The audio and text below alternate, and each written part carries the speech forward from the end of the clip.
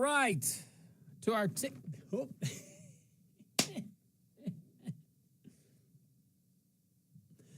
Good afternoon, ladies and gentlemen. Welcome to the Josh Guillory Show. I am your grateful host. And in studio with me, Q Money Magic over there. What's up, Q? Good afternoon. It's like I hadn't seen you in a year. I know. It's definitely been since last year since we spoke. Yeah. For sure. But I feel like maybe we're communicating without communicating. You know, we're kind of on a rhythm here. I think there was a CIA study into that in the 80s. Oh. Absolutely, and it has to be from the 80s. Absolutely. I finished watching Stranger Things. I won't spoil it for anyone. But, you know, an 80s reference had me thinking there. Hey, guys, we're broadcasting live from the KPL studios here in Lafayette, Louisiana. We're also broadcasting live from Rumble. Let me see over there at rumble.com. Rumble.com. You can look up the Josh Guillory Show. Shout out to our TikTok viewing audience, figuring that one out. And we're on YouTube. You can go to my X page, which is at Josh Guillory USA. We certainly appreciate you. And this segment brought to you by our friends over there at CSafe, csafe.com, SEA, just like the ocean. All right. Let's go to our friend in New York, Mr. Zoran Mamdani, sworn in now. They do it on New Year's? That's new to me. Yeah, okay, well. Great, fantastic. All right, so ran across several articles covering the inauguration, as you can imagine. But several of them say Zoran Mamdani, Mayor Mamdani, is picking a side on day one, and it wasn't the side of neutrality. A lot of articles are saying it wasn't the side of unity. Yee. And from what I saw, it is definitely not the side of common sense. That's for sure. I'm just throwing that out there. It was ideology. And specifically, on day one, by the way, day one, Mayor Mamdani revoked 2 executive orders from former Mayor Eric Adams. One that barred New York City agencies from boycotting or divesting from Israel. That's what Mayor Adams had said. Say, hey, man, you can't do that. Especially, it's not my policy. You can't do that, you know. So that was one of them. And another that adopted the IHRA definition of anti-Semitism, another international group, which basically treats, on paper, demonizing Israel, denying the Jewish people the right to a homeland, or holding Israel to double standards as forms of anti-Semitism. Now, that matters for many reasons, but it matters because those orders weren't symbolic. That's the thing. They were really guardrails that were put in place. I mean, they told the city, they told agencies, schools, contractors where those lines were.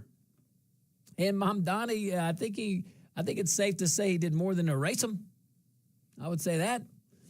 I think he erased them with clarity, okay? And I think he did it with one stroke. But look, Israel's foreign ministry, they reached out too. I guess, you know, not every mayor says something, and most mayors say something other countries don't really reply. New York City, yeah, that's a little different. And Israel's foreign ministry, as you can imagine, did not mince words, accusing Mamdani of pouring anti-Semitic gasoline on an open fire. So, a few little facts here.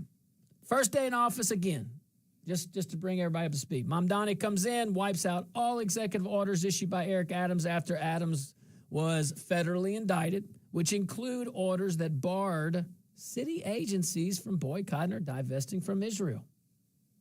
They would have banned them, and Mamdani comes in and says, oh, no, that was a great one. And he goes in and goes a little further, and he revokes New York City's adoption of the IHRA, you know, things that, again, I said, at least on paper was really good and get some guardrails. So he gets rid of that. And if you're wondering, if you're keeping score, IHRA stands for the International Holocaust Remembrance Alliance. So a pretty decent group there. I mean, I would say, to say the least.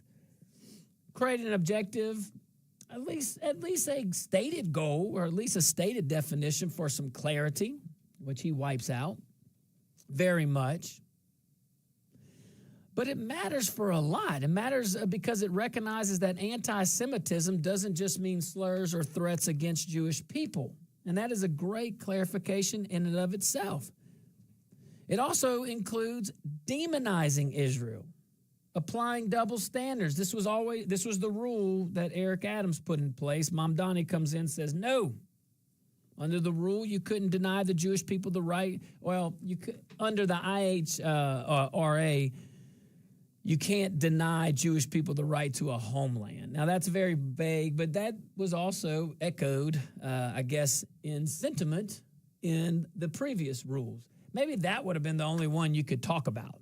Maybe have some discussion because of the vagueness. But everything else should have stayed in.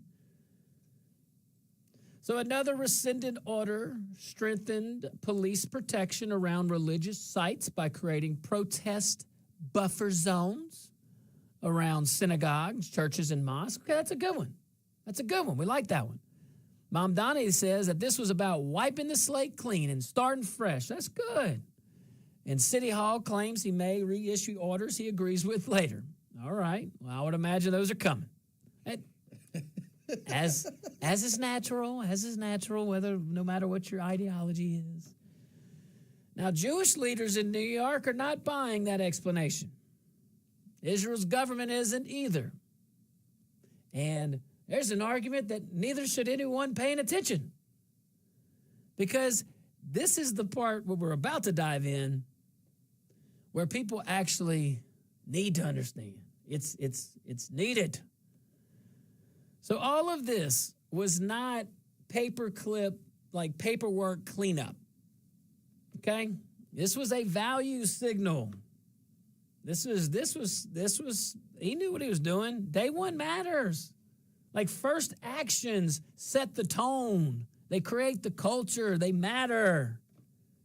Man, you don't accidentally revoke protections for Jewish communities and support for Israel on day one. That's not by accident. You choose to do that.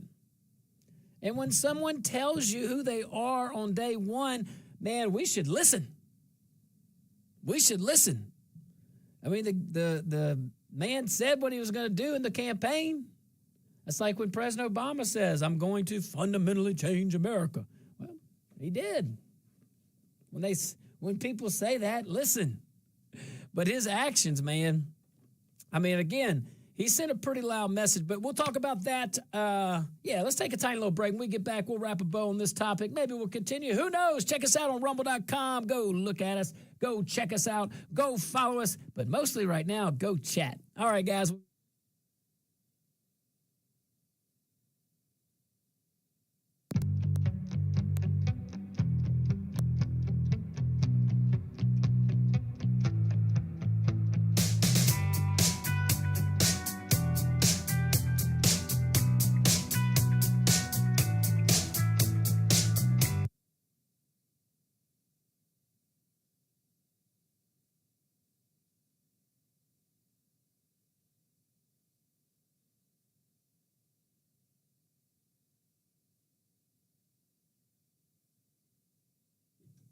Hey, Rumble, my Rumble folks over there, YouTube, all the things, guys, we appreciate you. Can you imagine all that? Well, you can imagine it.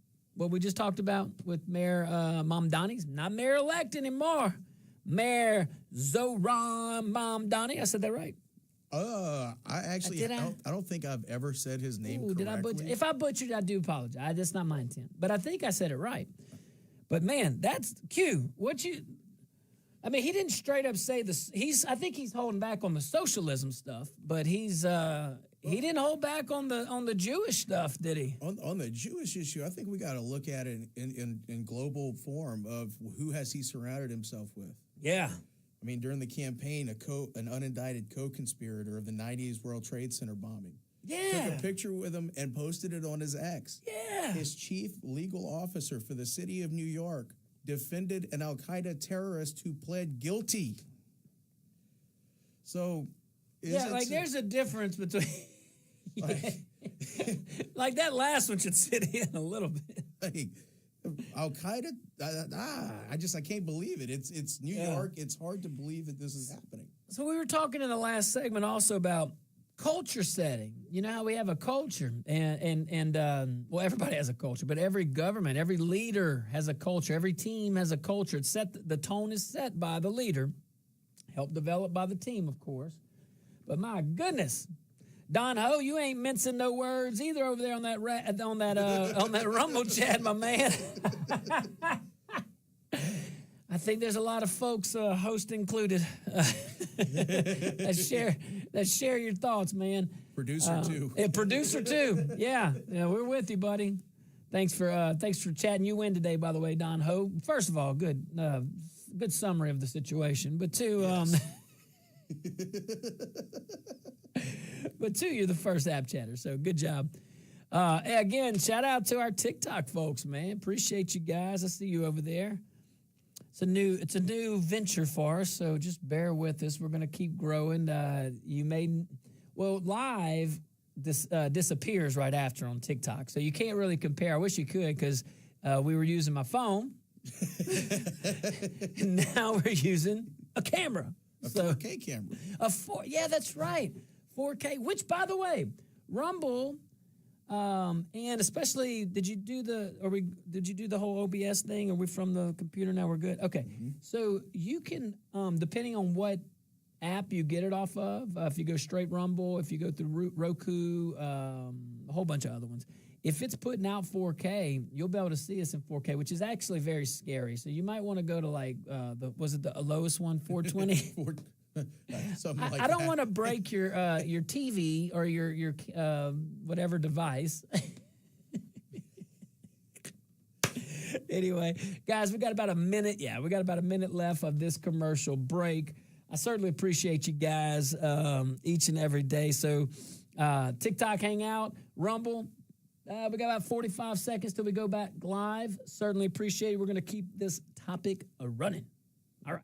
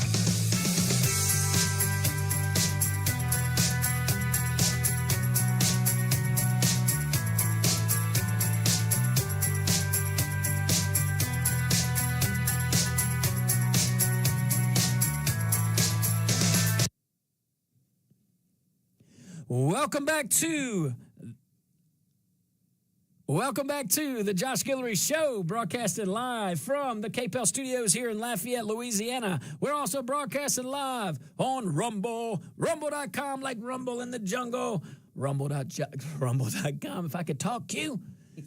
Look up the Josh Guillory Show. You can check us out live. You can look at old podcasts and all the things. Hey, also, hello to our KLFY Plus viewing audience. We love you too, most certainly indeed. All right, so let's talk about Mr. Mamdani, and that's the mayor now of New York City, our friends in New York, Mayor Mamdani. Well, he sent a message. That was way more than undoing a few policies. There were two that we highlighted, and we are highlighting right now. But what Mayor Mamdani did is he told activists exactly what time it is. If you really look at his actions, he told city agencies exactly what kind of politics are now welcome. He actually invited politics in. And he told Jewish New Yorkers that the guardrails that the previous guy had put into place, that they relied on, well, those protections are suddenly negotiable. Oh, we can negotiate on that. Wow, I didn't know. Let's talk about that. Yeah. Let's talk about that IHRA definition for a second, because this gets deliberately misunderstood. I totally believe it's intentional. So the IHRA definition, it doesn't ban criticism of Israel. I mean, that would violate our own freedom of speech. People criticize Israel all the time. I don't think there's a deficit of people criticizing Israel, especially on mainstream stuff and with the elites. Well, I don't know about the elites. Topic for a different day. But yeah, Israel gets criticized all the time. The IHRA wasn't New York adopting the IHRA's definition didn't prevent freedom of speech. It drew a line between criticism and anti-Semitism. That is the difference. It says when Israel is treated differently than every other country, when it's demonized needlessly, when its very existence is denied, what those rules said was that it gave clarity. It said that crossed into anti-Semitism. Now, you could debate whether or not it did, but it was new executive orders, new in the legal world within 4 years. That's very new. I don't even know if it was challenged in court, but that process would play itself out, and we would get those definitions more narrow and narrow and narrow, or broad, depending on what the courts do with it. So I like the executive branch or legislative branch giving clarity in writing in their directives or their orders or their source of law. Why wouldn't you? That's a great one. And it protected, you know what it did? It was like an equal protection clause for Jewish folks, basically. I mean, that's really what it was. And I just don't know how anybody would want. Why would you want to take that? All right, you know how we play the game? If it were a Republican, well, what if it were a Muslim? What if it was the Muslim states? You know what I mean? It was to protect the Muslim states and the Muslim citizens of New York from anti-Semitism, if that's a thing. I don't know if that's appropriately said, but discrimination based on things you can't control. What would happen then? There would be riots. Right, and not in the buffer zones, not for now. He's got buffer zones now. Here's where you could peacefully protest. Man. Mamdani, though, comes in, he scraps that protection and then told everyone, don't worry. I don't understand how you can say don't worry. I mean, I'm not going to worry, but I'm also don't identify as Jewish. I'm half Jew. I have the Old Testament. I'm half Jew.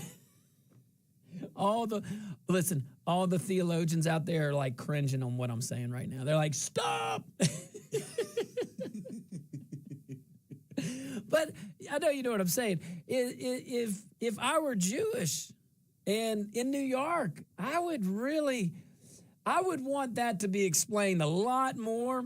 And because specifically, I would want to say, I would want to know, Mayor Mamdani, there was anti-Semitism. There was an action to kind of curb that back. All it said was definitions, and we're here's the lines. You're taking that back. I don't know why, and you have no offer of replacement.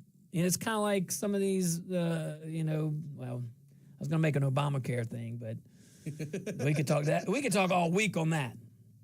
So, come on, Mayor. Come on, Mayor.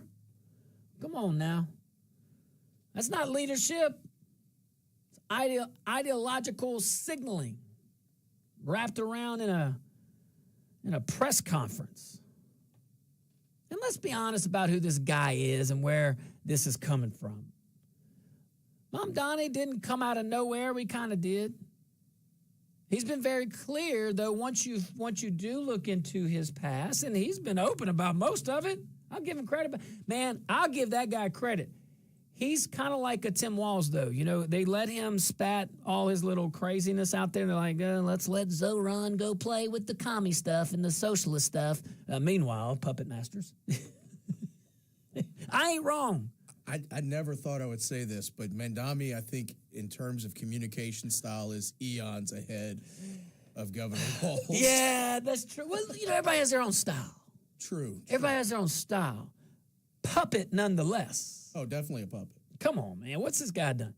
But he's been very clear. I'll give Mayor Mamdani that. But I butcher this word all. He hasn't been nice to Israel. Let's just say that, okay? He's accused of genocide. He said Israel's prime minister should be arrested. He refused to affirm Israel's right to exist as a Jewish state. And then one of the first actions he does is strip away protection specifically for Jewish citizens in his city. And that is not balance. And it's not nuance either, which you can make those bold actions. I just recommend you have some nuance to it. You know, what he did was a worldview. He did not put nuance. He did not put balance. He took away some balance. And needlessly, look, let's just say this. I don't know how much good Mayor Adams' executive orders on this did. I really don't. There's hard to measure it, and I don't know. But I can say with confidence what Mayor Zoran did. I'm not trying. I really want to respect people. Mamdani, what Mayor Mamdani did, I really believe needlessly, there was no fruits of the labor. He needlessly hurt his citizens. So we don't know if Eric Adams' two executive orders we're referencing helped. I think it did. How could it not? But I do know what he just did, that had to hurt. At minimum, his Jewish citizens at least question whether or not they're protected or not. More so than they did before yesterday. And I think that is worth thinking on. I think the mayor should think on those things. I think his administration, I think his insiders. And I get it. I was a mayor who had no experience in office coming in. I get it. It takes a little minute. I get it. But come on now. This was one that you shouldn't have missed. All right, stick around. We'll be right back. Phone lines are open. I can't wait.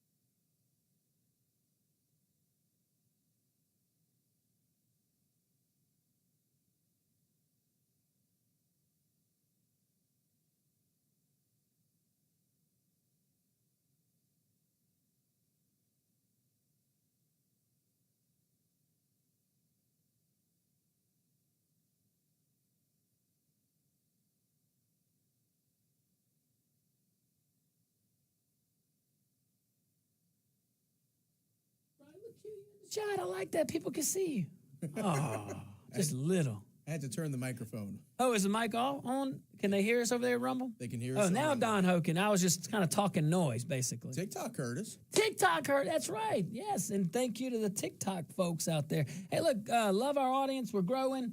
Appreciate that, guys. Multiple ways to see us. You can go to rumble.com. You can go to youtube.com. Go check all the things out. Each day, where it all started was KPEL. Where it all started, Q-Dog, on the radio. 96.5, as you can see. Yes, our TikTok folks have it. Oh, yeah, you guys have it, definitely. I didn't realize how much branding was going on back there. But I love this stuff because you guys can see kind of behind the scenes a little bit. And why not?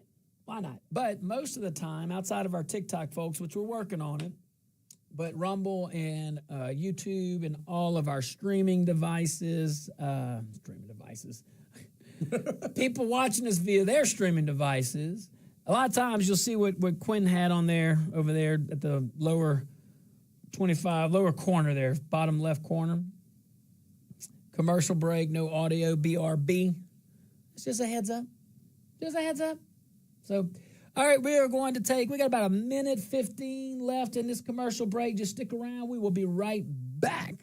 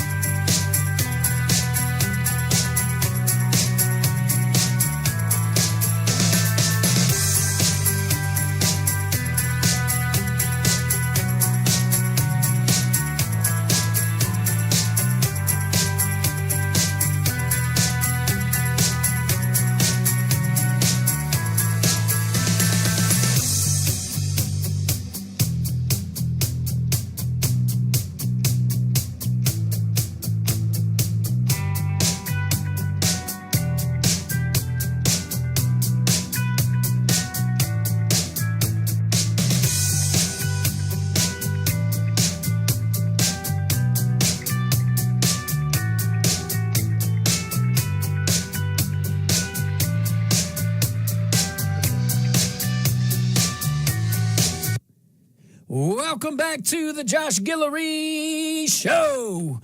Broadcasting live from the KPEL studios here in Lafayette, Louisiana. Shout out to our KLFY Plus viewing audience.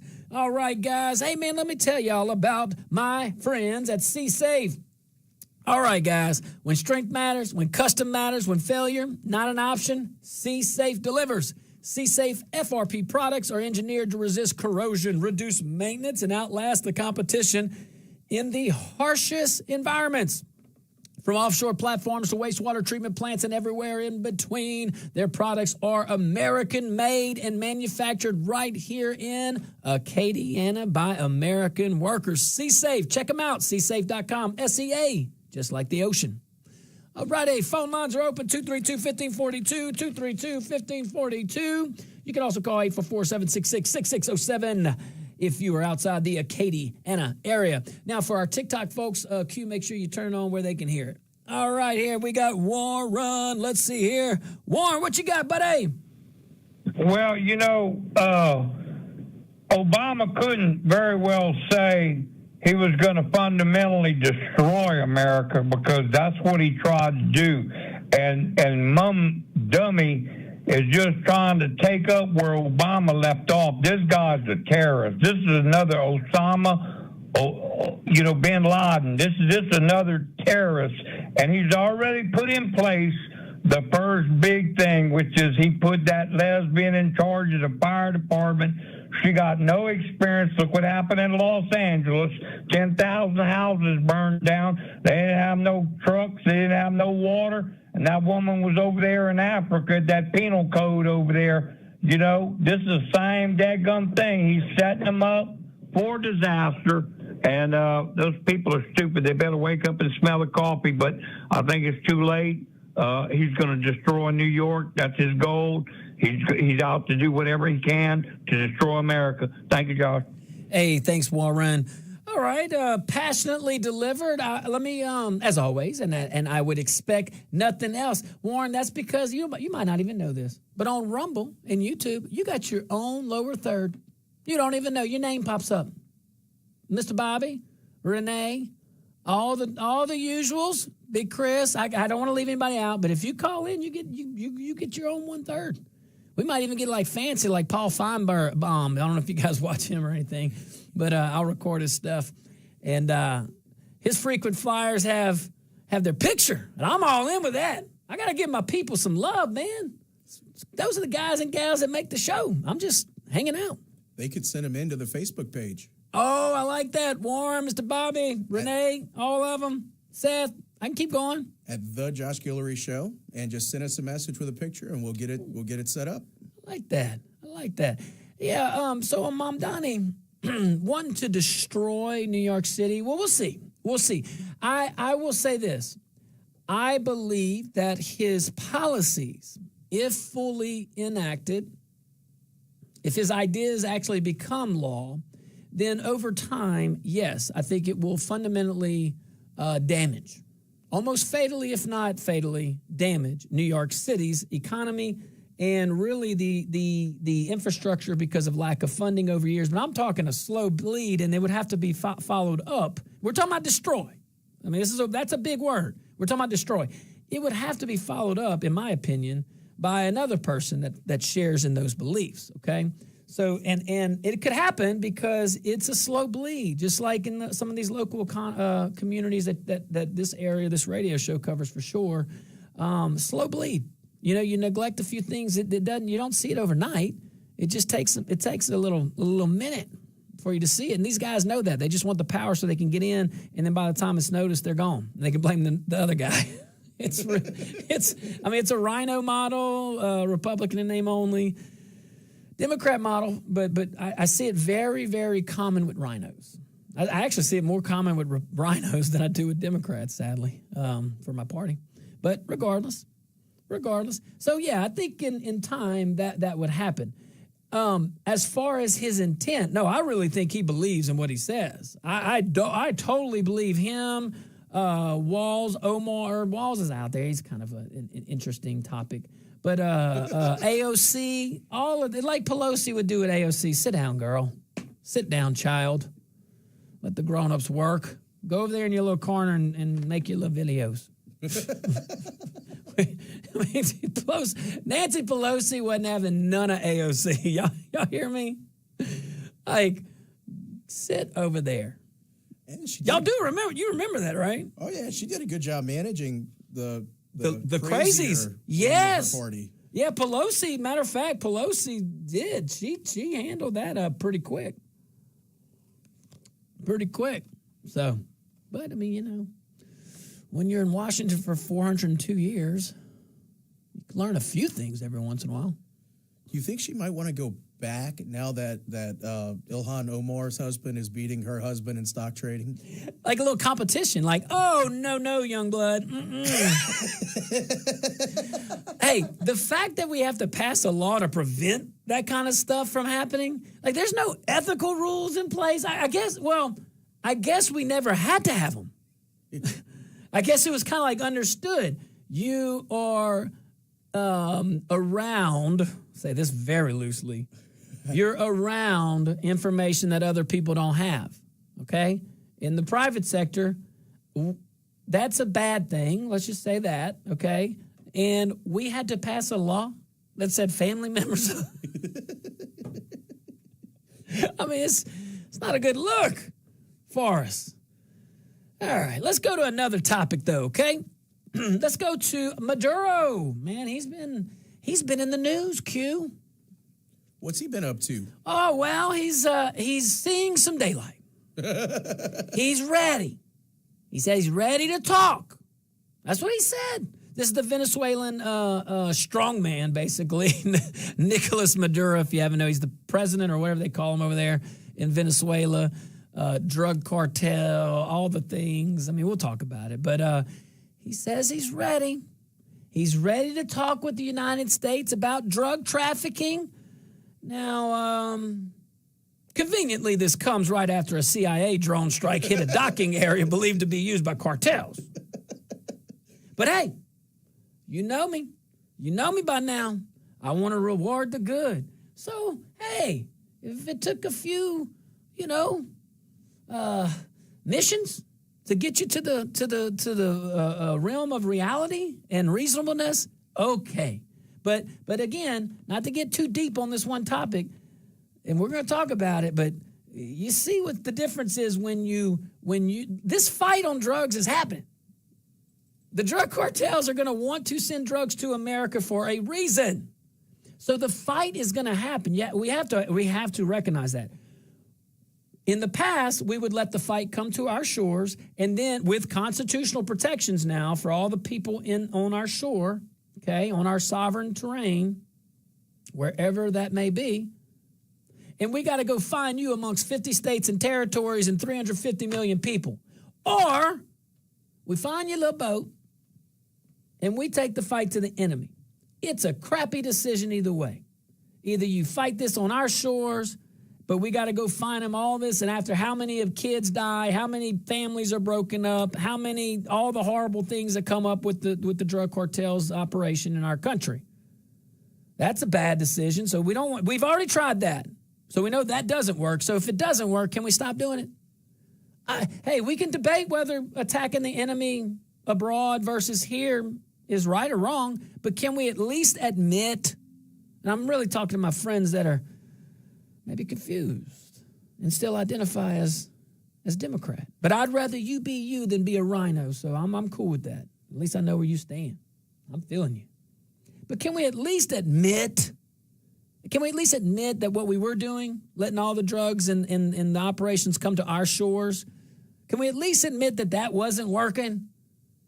And I'm saying this because you too, my dear audience, will be out talking to folks very passionately at times about politics and policy and all this stuff.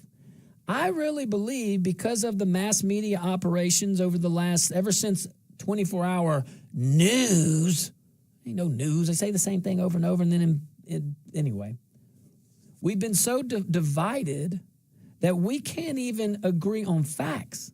So I feel like a big win for our country would be as we, the people, can just agree on facts. The politicians will never... They will behind the scenes because it's not rational to be irrational. It's not reasonable to be unreasonable. You don't get things done. You don't have a good rapport because people this audience doesn't need me to explain that. But anyway, I digress, Q. I see the time. Hey, Mr. Bobby Renee, we're going to come right back to you right after this break. Everybody stick around. We'll be right back.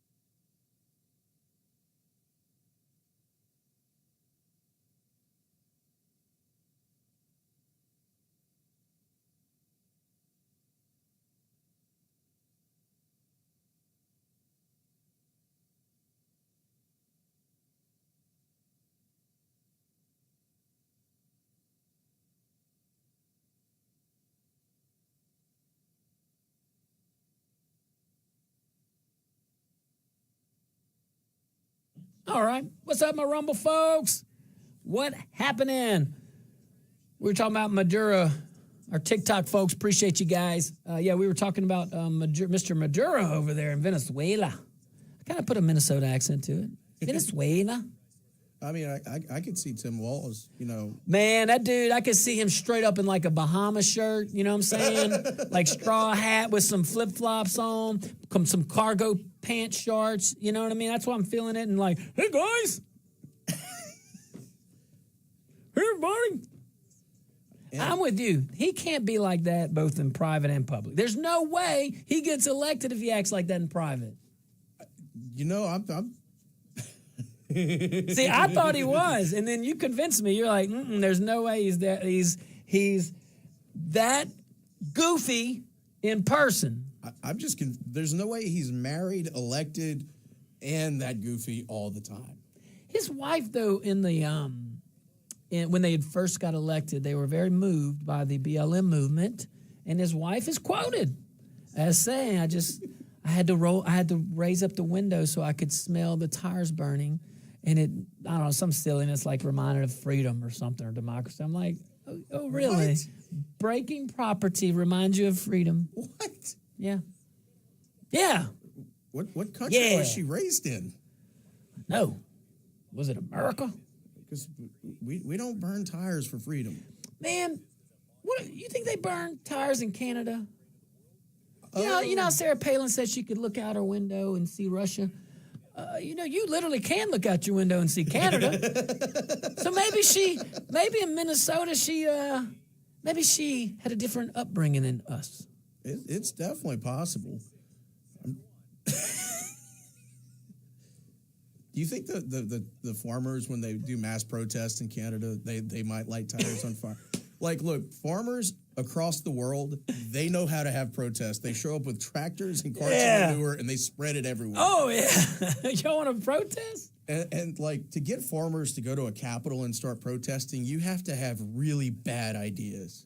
And the French, they had come up with this new green tax that was basically going to shut down generational farms. Really? The farmers descended on Paris. When was this? I think last year sometime. Oh, wow. And like literally they spread manure throughout Paris. It was artful. God. French, they're gonna get creative. Creative. All right, guys, we got about 45 seconds. Hang tight, we'll be right back.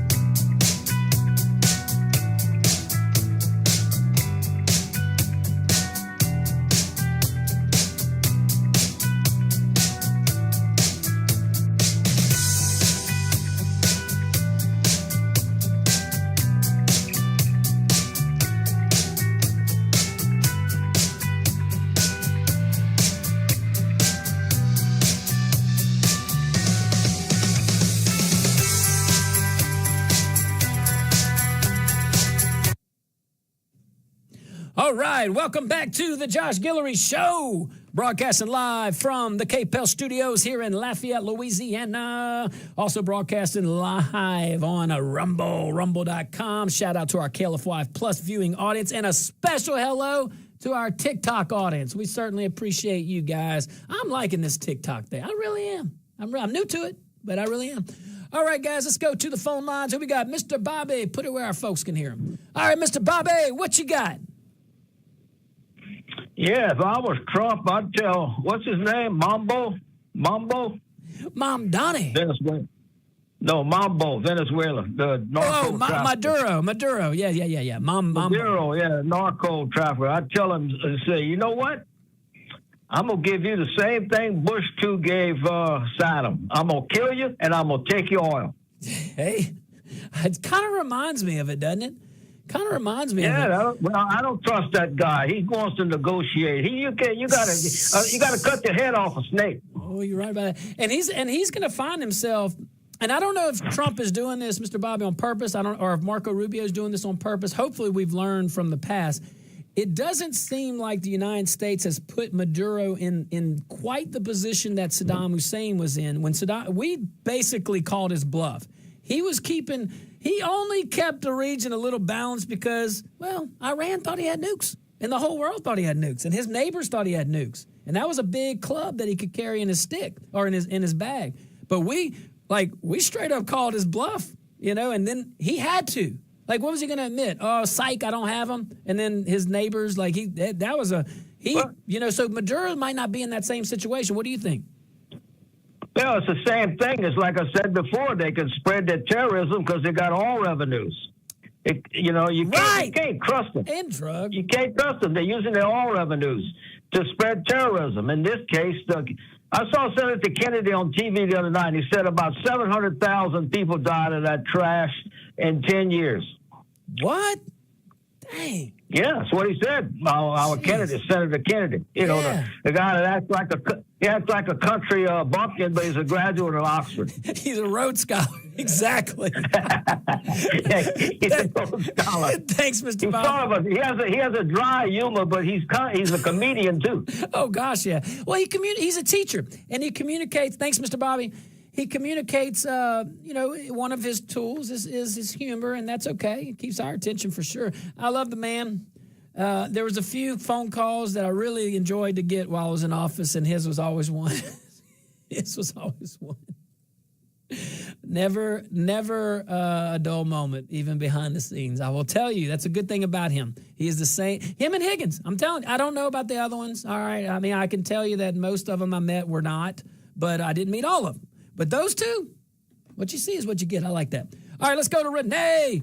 Renee, what you got, man? Thanks for holding, brother. Yeah. Part of the narco drug problem is also the immigration problem. I mean, half them people might think America's great, but they may be happier staying home with their families and what they have.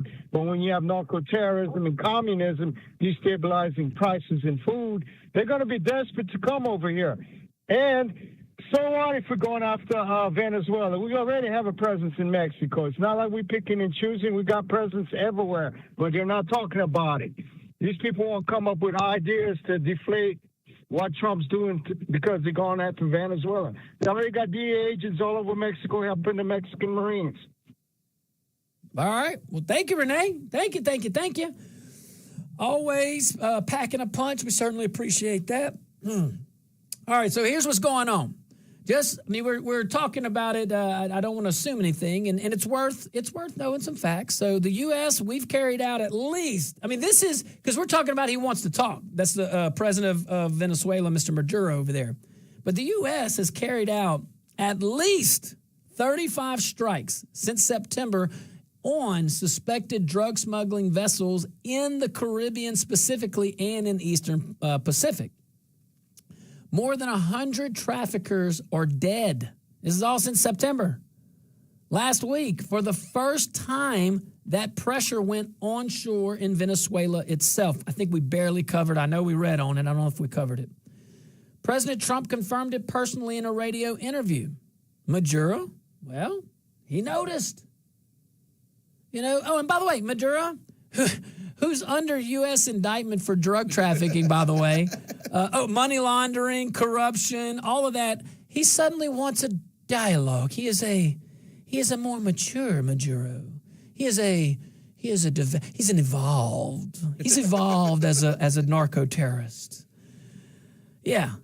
He's offering cooperation on narcotics and dangling oil access, even name-dropping Chevron, saying America can invest whenever they want, however they want.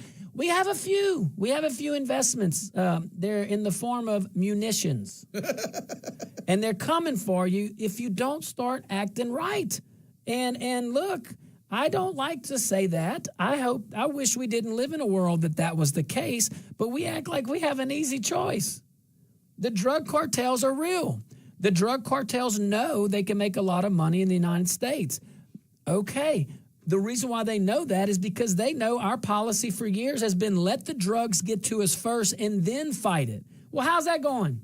once it gets on our shore and we have to protect them with constitutional rights and all that stuff. Yeah, you may not like what I'm saying, but it's the reality.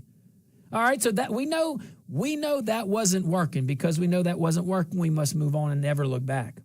This is something new, bringing the fight to the enemy. Maybe this isn't the answer. Maybe it is too far. We don't know yet because this is new. But we find these things out along the way because we know we can't keep doing the same thing. And I kind of like it. I like bringing the fight to the enemy. We know we're at war. We are at war with countries that do not care for us. It's about time we start acting like we're at the war too, without invading and all that stuff. Just stop bringing drugs and killing our people. That's all. Hey, that's all. Just a tiny little request. Just a tiny little request. All right, guys, stick around. We get right back. Hour number 2. I can't wait. Small little break. Just a tiny little break.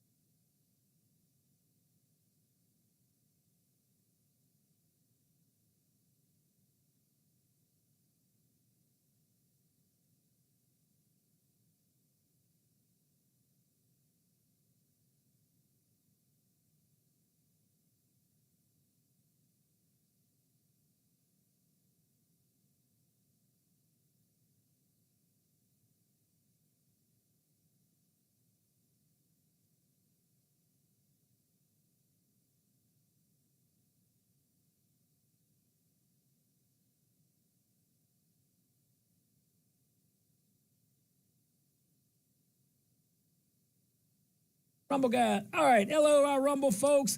Hello, YouTube audience. All the streaming folks. Man, I'm loving this too. Our TikTok guys have been with us. So, yeah, that's crazy, man. Maduro and all this stuff. But I got a question for you. Is TikTok, can I go more than an hour? I think on the actual computer software you can. Okay. Hey, TikTok folks, if it does kick you off, because we're going on 52 minutes, if it does kick you off on a minute, I'll just do it live again. We appreciate you. And if you take a little moment while we're on this commercial break, follow us. Follow us on TikTok. We appreciate that. We ain't going to bug you. Hopefully give you some thoughts. The longest content we give are these live shows. But outside of that, we'll drop little nuggets here and there. We got to do a little better job at TikTok. We're getting there, like we said. But you can also catch us on the other stuff too. Rumble, YouTube, all the things. Go to our Facebook pages. Or my Facebook page, the show's Facebook page. But appreciate that. But yeah, man, this Maduro stuff, dude, I get it. Mr. Bobby called in. I really wanted to touch on the whole Saddam Hussein. Mr. Bobby went old school George Herbert Walker Bush. Saddam Hussein. That's what he said. Tell me when you got to do traffic. I think we're good, though. 3 minutes. 3 minutes, okay.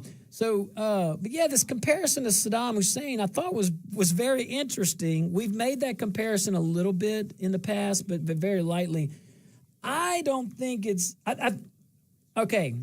I'm gonna give I'm gonna on this lens. I'm gonna say this through the lens of Trump, Rubio, all the intelligence. We're being proactive, and we learned from our mistakes and how we handled Saddam Hussein. See, with Saddam Hussein, we put him in a position where he had to go to war because the only alternative he had 2 options: go to war or admit that you don't have weapons of mass destruction. The lie, it was a lie, okay? The fact that you didn't have weapons of mass destruction, but the fact that his enemies in the region, Iran specifically, they just got off the Iraq-Iran war that ended in 88. This is like 1990, 1991 time frame. Very, very short period of time. If they knew he didn't have nukes, man, what do you think? Now, fast forward to 2003, same thing. Same argument. If anything, he has more enemies. Yep. If anything, he has more enemies.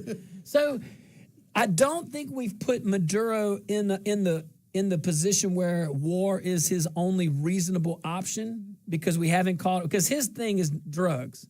So now if he comes back and says, I'm no longer going to send drugs, that's a win for everybody. He looks good and we're safe. And to make sure he's telling the truth, we'll keep an eye on those boats. And if he starts sending it to another market, like Europe, we can then, when the Europeans get upset, look back and go, well, do you remember when we were blowing up the drug boats and y'all called us? All these names. All these labels and names. Yeah. Yeah. This is why. Yeah. And, what's the alternative? What's the alternative? Let the drugs get to America? Because, like we said, listen, these drugs are coming to our shores. You have one of two choices. Fight it here and let them give the punch to us, or go find the drugs before they get here. There's no constitutional protections unless there are certain examples where it is, but I'm assuming that they do all those checks and balances. But you engage and destroy the enemy when it's manageable, which is one single boat in the middle of the dang ocean. You minimize collateral damage, you engage and destroy the target, and the drugs do not come to America.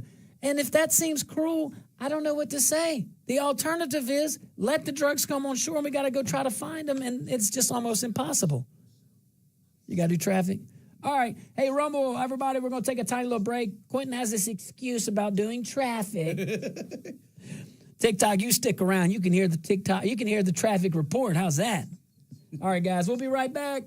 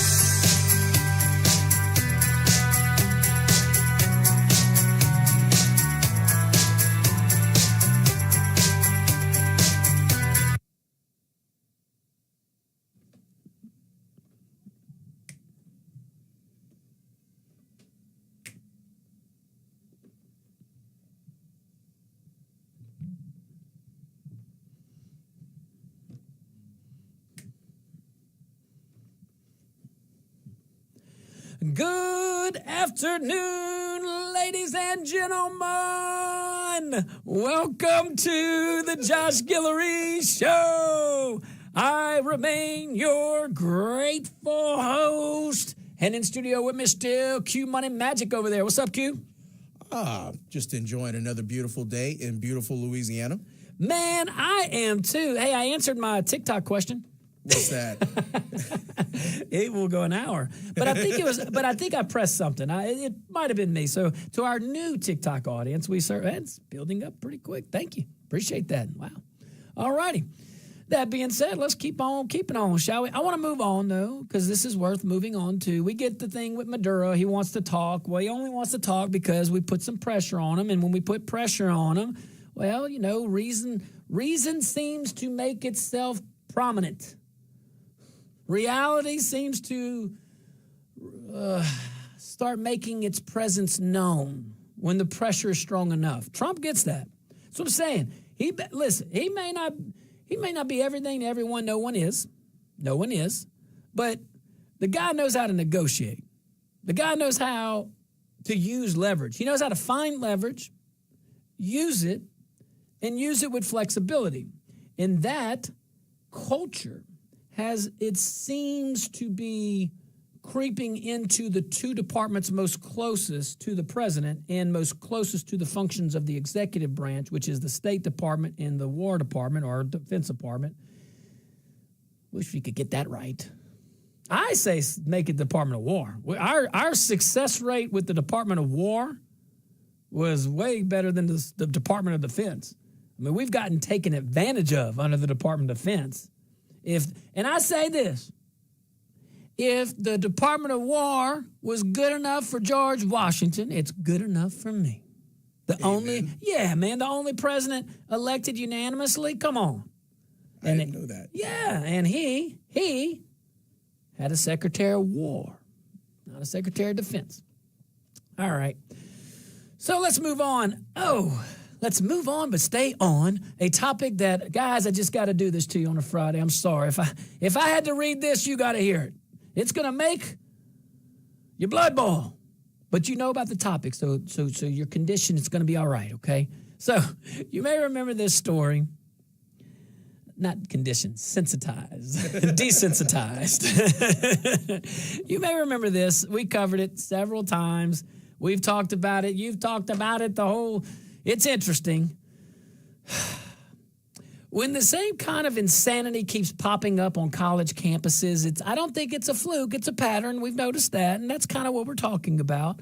All right, so this week, our friends over there at the University of Oklahoma, well, they're that teaching assistant who flunked a Christian student for citing the Bible. Well, now she's back. She's appealing her termination. The teaching assistant said, no way. Quick refresher, and I mean like really quick, okay? I don't want to bore you. The student was assigned a reaction paper on gender norms, okay? That was the assignment. Not a science lab, not a statistic exercise where there's objective data right here. A reaction, an opinionated paper. And literally they call it a reaction paper. She responded thoughtfully, meaning she invoked thought, tied her answer to the assigned reading, okay, and explained her worldview through her Christian faith. That was her choice, citing Genesis, and that was it. That was it. Even if she misses the analysis part, it was like a 25-point assignment. You're thinking she's getting at least 13 right now, right? I mean, just me reading that. Even if she botched the tying in on the analysis part, she's getting at least a point, right? No. Nada. She got a zero. Not a C or a D. She got a straight up zero. And why, you may ask? Well, because the teacher assistant decided the student's beliefs were offensive and didn't align with the TA's ideological view that gender is not binary, that there are more than two genders. Never mind that the grading rubric didn't require empirical evidence. It did not ask for, I would say, You got a pretty strong source you relied on, but that's my opinion, okay? But anyway, that was her opinion. And the problem is, between the two of us, she was grading a paper and was supposed to be doing it objectively. And remember, it didn't require any kind of like, I'm using the liberal term, I'm using the university term, empirical. Empirical data shows. Well, what data? Gosh, that's so aggravating. I had a hearing officer do that one time. I'm going to leave names out. Well, empirical studies show.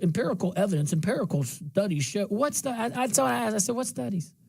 Now, in her defense, she had them. But that was good. She's about the only one that had them. And I've asked that question a lot. I disagreed with her analysis, but at least she had them. I'm down with that. We agreed on the facts. We disagreed on how to apply, which is totally American. Totally American. But it asked for a reaction.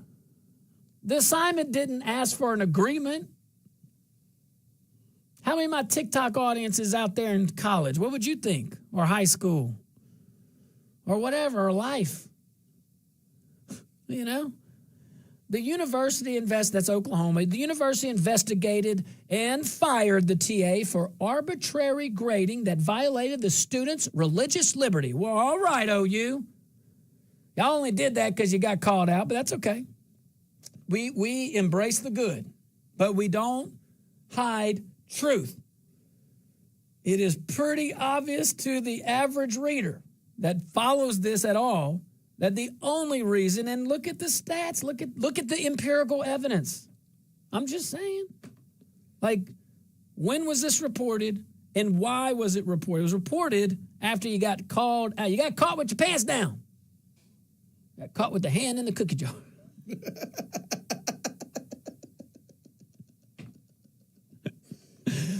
Anyway, so the appeal is basically this.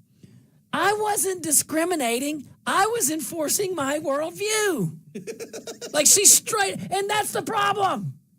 This isn't about religion being forced into classrooms. That's the lazy talking point. I can make that argument. This is about something much, much bigger and much more dangerous. Ideological enforcement disguised as education. Universities are supposed to teach students how to think, not punish them for thinking differently. All right, so let's take a tiny little break.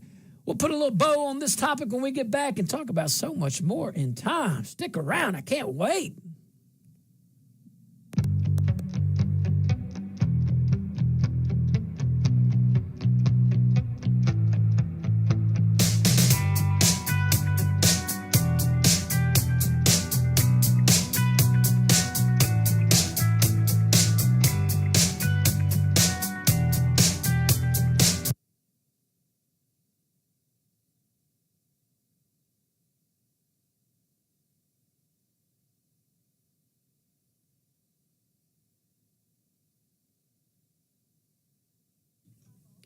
Hey, Rumble, what's up, my audience? Our audience on rumble.com. We certainly appreciate you over there.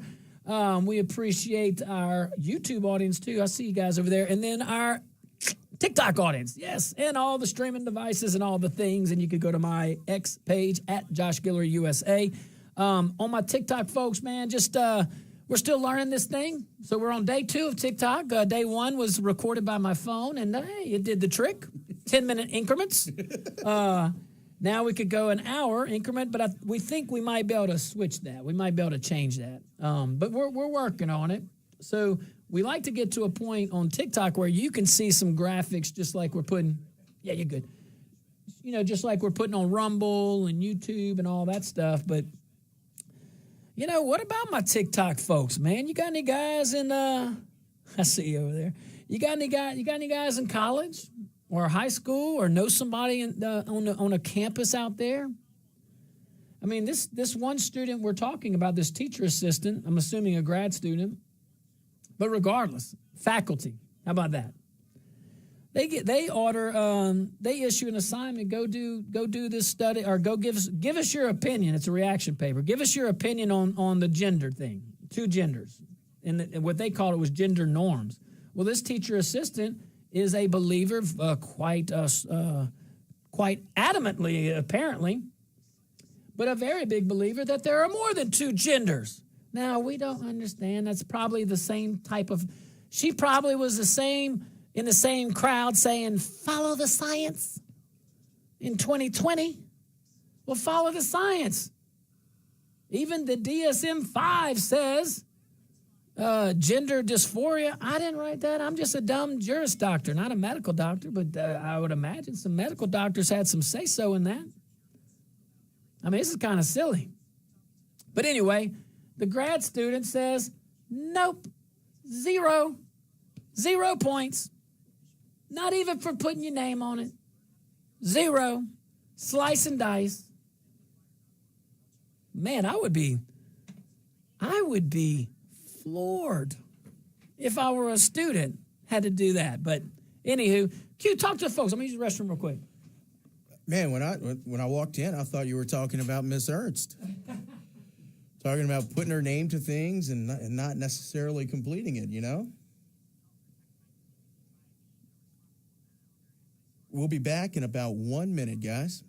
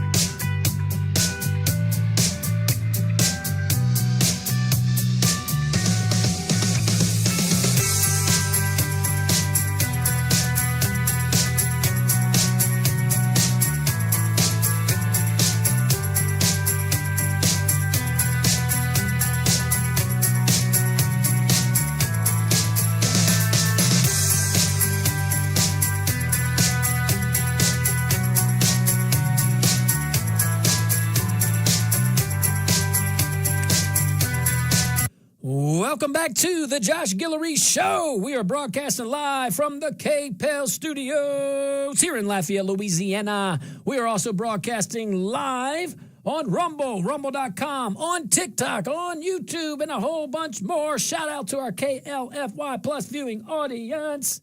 We certainly appreciate you. Let's pick up our story where we left off. Talk about our friends in Oklahoma. Craziness over there.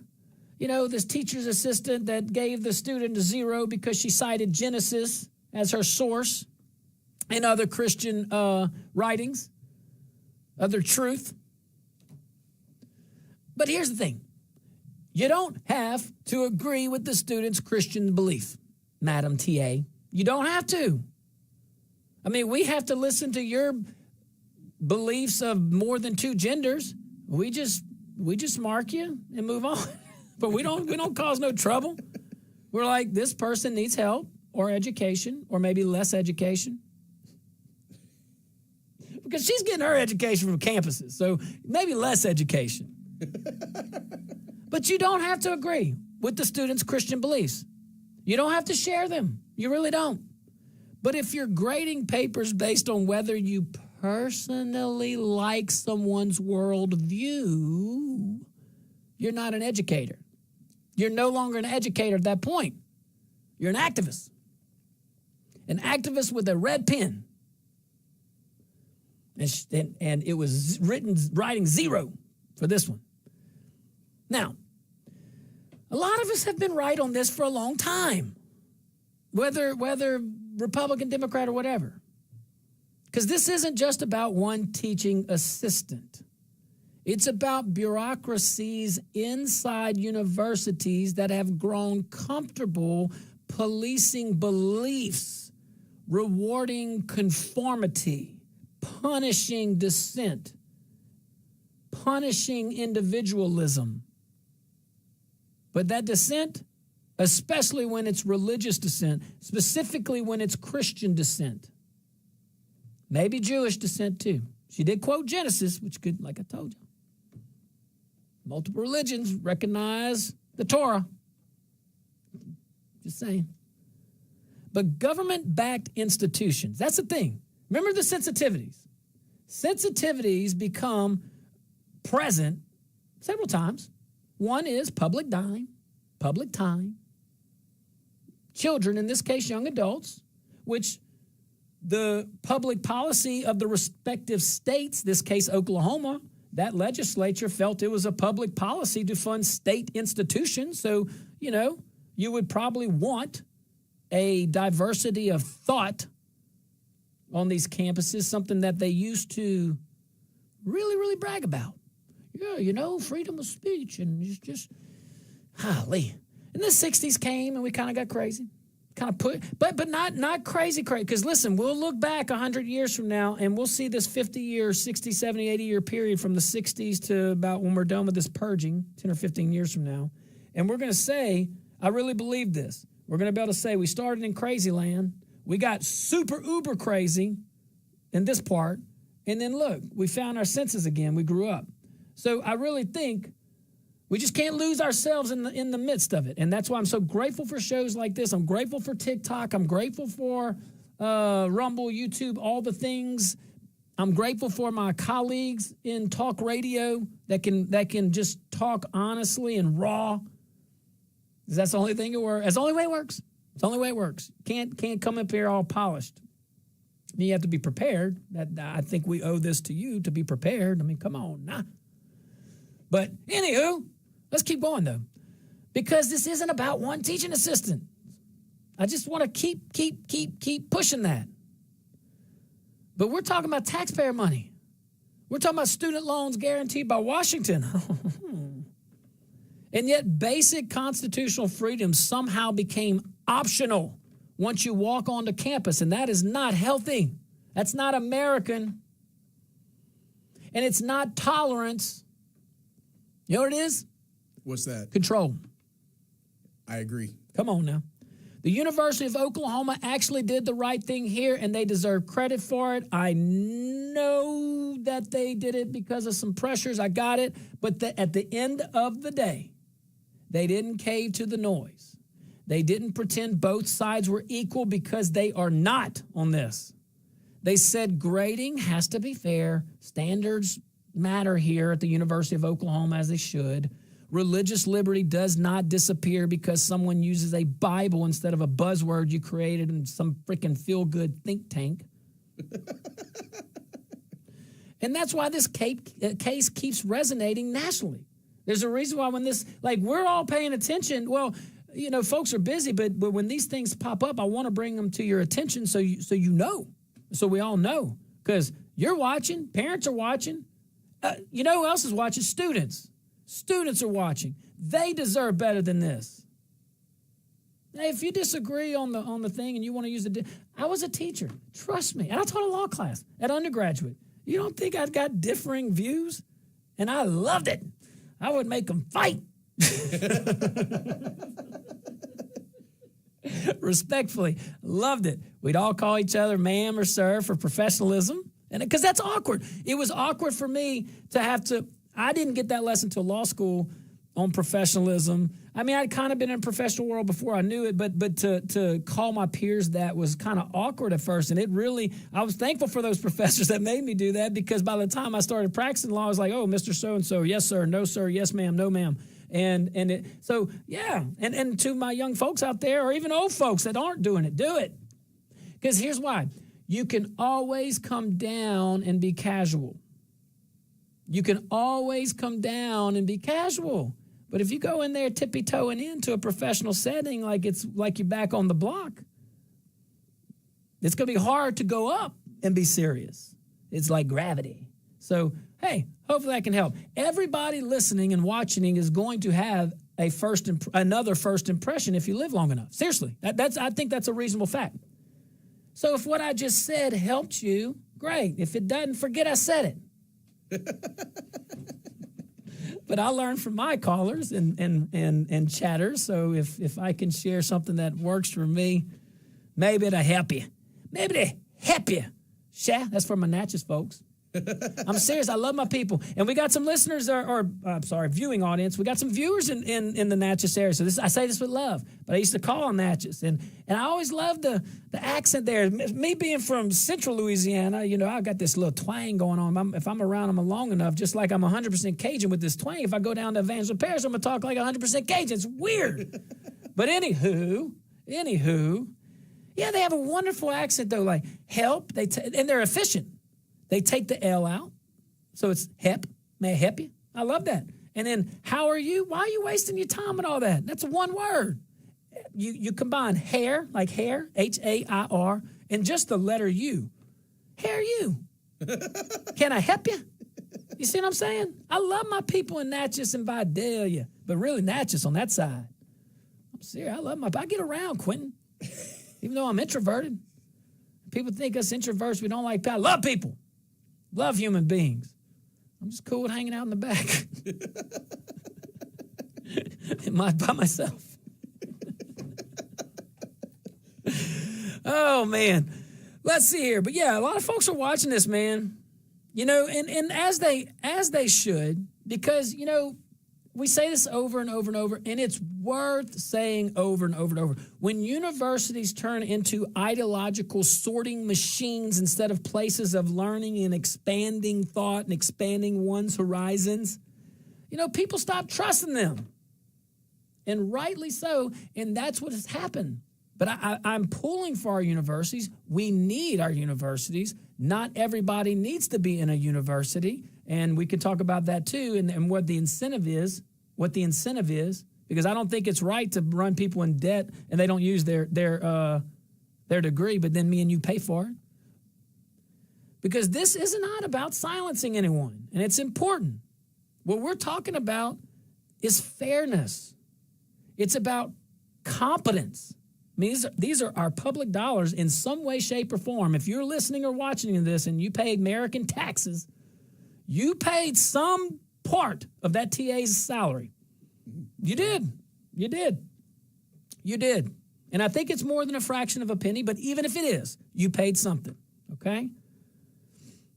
But it's about competence, too. And it's about remembering that education works best when ideas are debated, not dictated. What kind of university are you wanting to... that's not extreme. I know what I'm saying. I have to catch myself. I know it's not extreme, and what I'm saying is not partisan. This cannot be a Republican talking point, because there's plenty of people in the Republican Party that would indoctrinate if they could, okay? That doesn't make them bad people. It makes them ignorant, and ignorant in the fact of not knowing. And not knowing, probably because we've all grown up in a society, if you've lived since the 80s, of this dependency and of this big government and this indoctrination on campuses, not in a left wing or right wing, although it's been a lot of left wing stuff, but policies and indoctrination given to us by the elites. Yes, the feel good stuff on the left, that's just a pawn, that's a tool, that's to just cannibalize that young heart that doesn't understand some things sometimes. And that's okay too. And I love that because with that comes a lot of great things, my young people.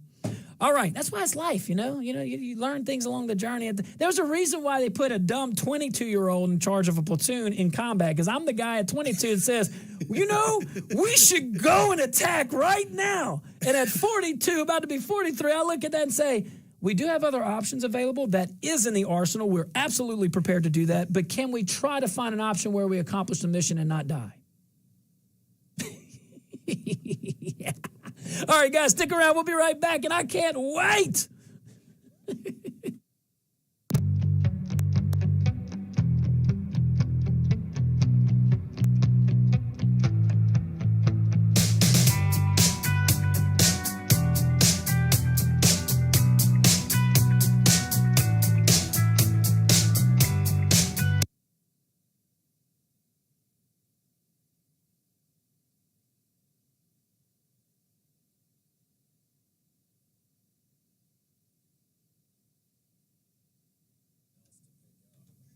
Hey, all right. See, man, if you're on Rumble or YouTube, you get to see Q, man, behind this. A little glimpse.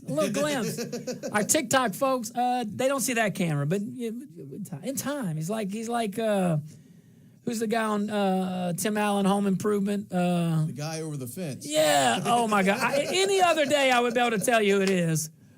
I hadn't seen that show in forever. Me too. I love it. I am going to take a tiny little break, but Q, tell them about the Rokana. This is what we're going to talk about when we get back. I think, and phone lines are open, 844-766-6607, 232-1542. We'll put it up on the audio, or excuse me, on the video. Yeah, we're going to put it on the audio. Can you see what I'm saying? All right. Yeah. This one's interesting. Interesting take. I'll give you the gist real quick. There's a Democrat lawmaker that is actually calling out Governor Gavin Newsom, and it's pretty crazy, to the tune of a $72 billion mess. So yeah, talk to him. Give him a little teaser there. It's interesting when you think about the amount of fraud that's been going on across the country, especially with what's happened in Minnesota over the last few weeks. I mean, it started off as a few $1 billion worth of fraud, and now we're up to $8-9 billion, with it expected to continue rising. Now, out of California, we have similar cases, and we're starting to see this happen across the country. And at some point, we have to ask how and why. How did this happen, and why is it allowed to continue? What's being done to stop it? And so far, I mean, under President Trump, there's actually been enforcement action. There's been steps taken to reduce the amount of fraud, to reduce the prevalence and ability of fraudsters to steal American taxpayer dollars. But what on earth allowed it to get this bad? That's the real question. And when we look at California, we look at their high-speed rail program. That was billions and billions and billions of dollars. Where did the money go? Where's the train tracks? Where's the train? At the amount of money that was spent, tens of billions of dollars, and there's what? What's been built?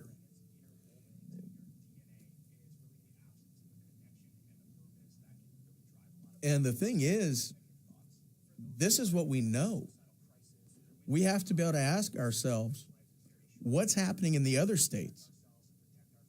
It's not just Minnesota. It's not just California. It's not just a few states. This is occurring across our country, and at some point, something has to be done to stop it.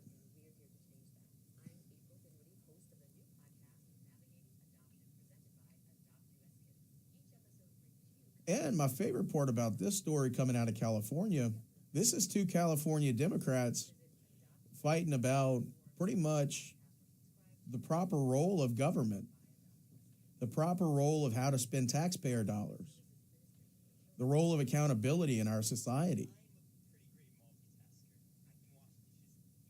And by no means am I a defender of Representative Rokana at all. I don't know much about his past policies, but I do know that he's one of the lone voices in California that's raising questions. I know he's one of the lone voices in the Democratic Party who's standing up and asking questions and demanding accountability, and that has to count for something. Billions in fraud, and yet nothing's been done. At least one person's standing up. At least one person is demanding oversight. And I mean, look, in Minnesota, the State House has stepped up. The State House has tried to demand accountability. The State House has issued subpoenas. It's looking for whistleblowers, but then you have Governor Walz that likes to stand in the way. What are y'all talking about? Fraud. I heard Governor Walz. And I'm not saying him individually, but how about this?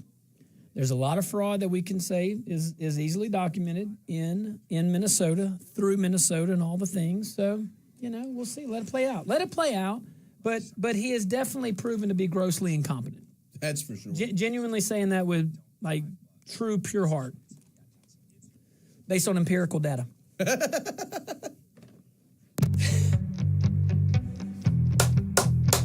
do it.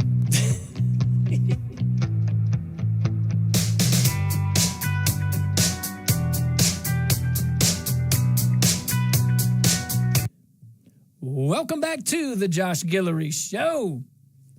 Broadcasting live from rumble.com. You can also check us out at 96.5 as we are broadcasting from the great K-Pel Studios here in Lafayette, Louisiana. I love it in here, Q. Same here. They'd let me practice law in here. That'd be double fun. I got this excuse about Moon putting on a great show for 3 hours and Joe putting on a great show for an hour and all the other things. What excuse? Let me have some fun over here. All right, let's go into, and thanks for your patience, TikTok audience, as we are learning this thing. Thank you so much, but I love it. I love it. And app chatters, come on, let's do it. Rumble.com. Okay, something big, I think very big, and I wanted to include this on our Friday show, even though it feels like a Monday. Coming straight to your phone lines, 232-1542, 844-766-6607. But I do want to put this out there first, all right? So something big. I think this is worth noting on a positive. And it didn't come from a Republican. I'm just going to tell y'all. See, I'm going to find these wins. I'm going to find these bipartisan wins. I'm going to find areas. I know we agree more than we disagree. I'm serious. I know that. I mean, we can disagree. The federal government, the bigger you go, the fewer issues you should tackle. So remember that, because most of us want the same thing. And if you make everything a binary, I'm using the buzzwords, a you versus me, and us versus them. Notice, take the national debt. That's the best thing to go off of. The only people fighting for fiscal responsibility is the party in the minority. Yup. Whatever it is. With the exception of this minority, they're totally cool with spending money. Oh, Lord, I'm going to be a meme now. Well, no, you can't be. They didn't make one out of Mayor Mamdani. The mayor of New York City. Yeah, there you go. Well, look, Congressman Ro Khanna, a Silicon Valley Democrat, by the way. Like, I'm talking about like the Democrat, okay? And kind of the new age entrenched Democrat, just lit a match under Sacramento by calling for congressional hearings and a full audit over what he says, what this Democrat congressman says could be tens of billions of dollars in fraud and waste and mismanagement, all under Democrat Governor Gavin Newsom. Talk about make your head. I did not think I would wake up and read that today. That was interesting. And it matters. You know, when one Democrat is saying this out loud and it's not Fox News, which, you know, or talk radio, there you go, or some raw. You know, not a conservative. How about that? Can we agree that Ro Khanna is not a conservative? But that tells you something is seriously broken. Representative Khanna pointed to state auditor reports showing massive problems, like fake, you probably know what I'm going to say, fake unemployment claims during COVID. Follow the science. Weak anti-fraud controls. This is coming from a Democrat lawmaker. Oh, look at this one. Bloated homeless programs. I'm telling y'all, that's one of the biggest fraud nonsense in the whole country. The most politically played out, one of the most abused initiatives that you could possibly be associated with. The more I see politicians wanting to embrace that is crazy. Just say, I invite homelessness. Because what you put your interest in, it will grow. That's why. The government should be limited. You just do the things that matter. Take it from me. If you just do the things that matter, you will do remarkable things and accomplish great things in such small period of time. You may not get reelected. You may not get reelected, but you will have accomplished something that is big in a short period of time. Not by yourself. You got to create that culture. All right. Hey, we're going to go to the phone lines, but first, man, look, When strength matters, when custom matters, when failure is not an option, you know who I'm going to say. C-Safe. C-Safe delivers. Man, C-Safe FRP products are engineered to resist corrosion, reduce maintenance, outlast the competition in the harshest environments, which we know about, from offshore platforms to wastewater treatment plants and everywhere in between. C-Safe, man. Their products are American-made and manufactured right here in Acadiana by American workers. C-Safe. Check them out. C-Safe.com. S-E-A, just like the ocean. Just like the Gulf of America, Mr. Blue Wave. But we already say his half is Gulf of Mexico, my half Gulf of America. All right, let's go to the phone lines. Q, dog. Who are you going to? Renee. What's up, Renee? Round 2. What you got, baby? Bring the heat. Yeah, I want to redress the thing on drugs. I mean, it's wonderful. You get them at a distance, less collateral damage on your property. Also, if there were people on Mars and they were selling drugs, we'd still have the weakest link buying them. We need to take care of it on both ends. We need to, I don't know, I don't want to mess up the great engines of capitalism, but if there's the 70s show or Easy Rider or some gangster show and people using drugs, just a little bit of residual money should go to recovery people, addicts, and law enforcement, because you're promoting the drug scene, you're informing people, you're advertising it. I'm sure the pot centers have some tax money going to law enforcement and recovery addict areas. We need to go at all corners. I mean, the Democrat communists and the hippies in there are really responsible for how much our kids are taking drugs at school and everybody else. They're normalizing it.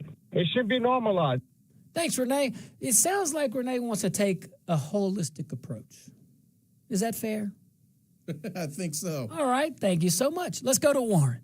Warren! What's up, Warren? Well, Josh, it's widely known that if you go stand in line for 2 days and you're willing to lie, you can make $100,000 a year in California. They rubber stamping it, and the people are stealing it, and they're giving it to them.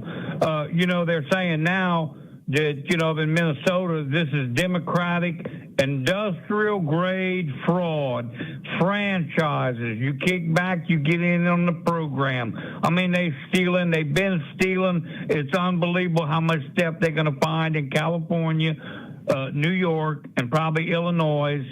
And, I'm glad to see that the Venezuelans are finally getting smart enough to jump off the boats. I'm really don't like seeing that many people getting killed, so I'm glad Trump is attacking them and hitting them on land. This is World War III. World War III has already started, and Mamdani, that's one of them up there. But, I think those boat captains' families are being held hostage. You'd have to be stupid to want to captain a boat in Venezuela, so I'm glad Trump's hitting them. And I think what's happening right now is the continents are splitting up. I think America's fixing to split up in 3 pieces, and they're saying California is about to become a giant island like Catalina, if there's even anything left of it. A lot of volcanoes everywhere. The earth is in pain and is groaning because I think the Almighty has had enough. Thank you, Josh. Hey, thanks, Warren. Thanks, Warren. This is what I'm going to say about that call. And I had to whisper over to the TikTok. I hope y'all can hear it. We're going to fix the mic. We're going to have a different mic next time. But I think it's picking us up. It's not this one. But 10 years ago, I hear a call like that from, like Warren did. I'm thinking, crazy. Never. I think a lot of folks that also would have shared that reaction. There's at least a part that says, it's possible. It's possible. I mean, and you know why? Because for many reasons. But the indoctrination thing that we were talking about. We're talking about the campuses, and it might have started in the campuses, but it grew to mass media. And it grew to mass media very quickly. And I would say, naturally, people use platforms to promote ideas. So All right, well, let's go to this caller. Sorry to make you hold like that while I went on a tangent because you might have a great idea you need to share. Let's see. All right, caller, you were live on the Josh Guillory Show. What is your name? Where are you calling from? Press the button. Nope, ain't tight. Oh, there you go. Sorry, say that one more time. I'm so sorry. No worries. Rob from Youngsville. How are you, Josh? What's up, Rob? Where life is sweeter. You like that? You know, here's my concern. Here's my big concern. You know, we're hearing about the fraud in Minneapolis, the fraud in New York. Well, Democrats have been in control of Louisiana for a very long time. I'm sure whenever people start digging, I'd be extremely surprised to see how bad it is here. You know, I have a saying in 2026, and it's don't D.C. my Louisiana. They need to keep their crap out of our house. Yes. Don't. That's that. I love that. It's call of the day right here. Don't D.C. our Louisiana. I love that. Man, get that on a bumper sticker. Get that on a T-shirt. Don't D.C. my community either, my local government or any of that nonsense stuff. That was fantastic. I knew, boy, I got some smart folks in this wonderful parish that we're broadcasting out of. I might be biased. All right, guys, stick around. We'll be right back.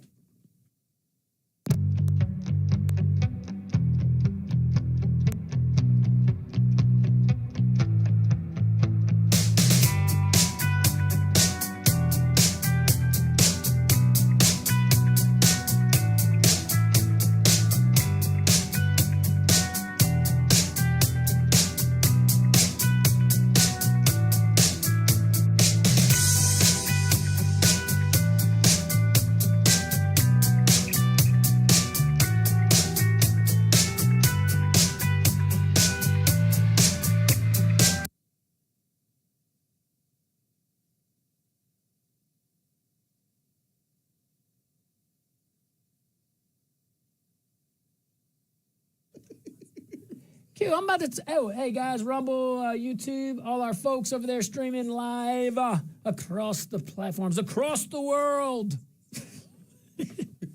Hello to you. Hey, I love these. I was saying on TikTok, love these breaks. Love that we get to, just kind of talk offline and just hang out, man. But this is some crazy stuff. All this fraud that we're seeing, we've known it's gone on for so long. We've known that it's gone on for decades. It didn't start with President anybody. Well, I mean, I guess it started under somebody, but I will say this. Let's play it. Let's give folks the benefit of the doubt, okay? And I like to do that because most people act in good faith anyway, and I truly believe that, and I choose to believe that, all right? The fraud we're seeing was likely not caused by acts of Congress that had an intent to defraud or a president, okay? It created power. Federal government doesn't give power back when these good idea fairies leave Washington, their bureaucracies. They just leave the power with them. I'm going to go back. I'm not going to say all of them because there is actually one that I can think of with an exception, and that's Ilhan Omar's act that she passed as a freshman congresswoman. Who does that? And that's Minnesota up there. We're talking about California in this segment, but in Minnesota, same thing, by the way. Government is government. Yeah, I mean, she actually did create an act that did facilitate this. Absolutely. Now, the no pun intended, but the jury's still out, or we'll find out. Didn't mean to say it like that. But that'll play itself out. That'll play itself out if what her intent was. There's a lot of people around her that have taken pleas, that have admitted to the guilt, and that have not admitted or being asked to admit. But, hey, look, let me use this opportunity just to talk to TikTok real quick. We're new to TikTok. We're trying to figure this stuff out, man. Shoot us some suggestions. What do you want to see? We'd love to see that. Help us get better. Help us get the info of the day to you in a way that is, the most convenient way to get it to you. We'd love to hear that. But also love to hear your thoughts. Love to hear your thoughts.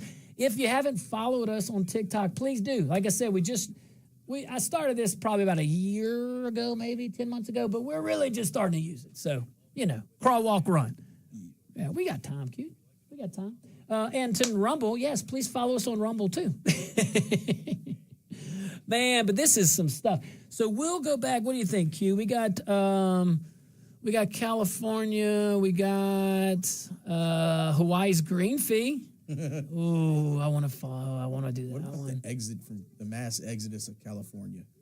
Okay. Yeah. Yeah, let's go to that. Well, I say the mass exodus. I mean, like. Oh, no. Yeah, no, the mass exodus of wealth. I get it. All right, look, put us back on commercial break for Rumble.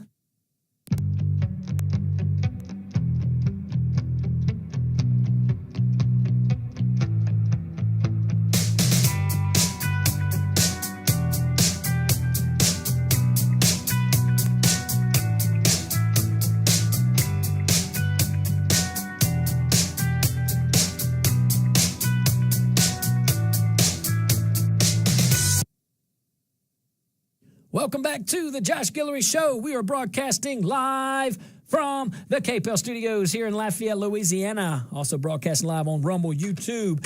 And shout out to our KLFY, not KLFY, KLFY Plus. Thank you so much. All right, sorry if that bothered your ears and your speakers. It was not intentional. All right, let's stay on the subject of California. We talked about silly policies. I thought it was so interesting that Democrat Congressman Ro Khanna is the one pushing that. You're talking, he thinks in the billions. There was like 72 million, I believe it was, that was caught so far.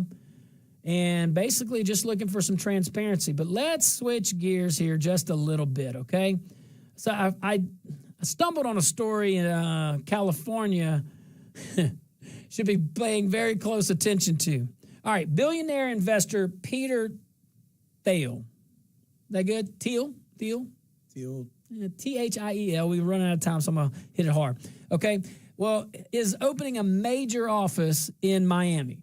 You know, as California pushes this proposed 5% wealth tax that could hit him with a bill north of $1 billion, just 5%. So that should tell you how much wealth he has and how much investment capabilities he has individually and probably collectively.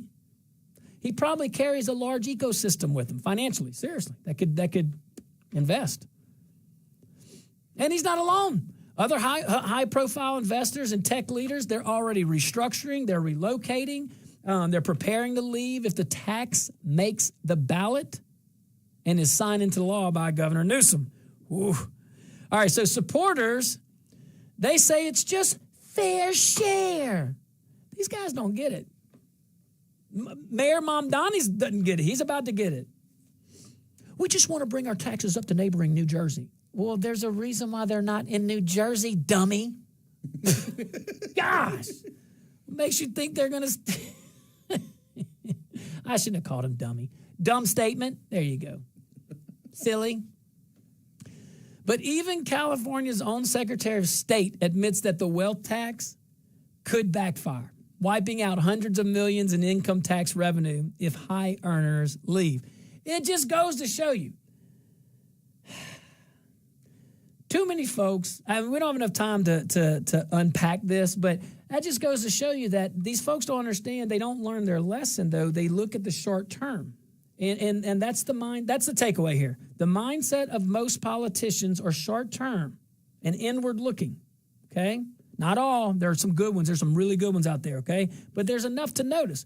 So I wish we had enough time to talk about the good ones, but we don't. I'm going to leave on the note that there are good ones. Hey, guys, thank y'all so much. We enjoyed this 2-hour wonderful conversation. Be careful out there. May God bless you and be kind.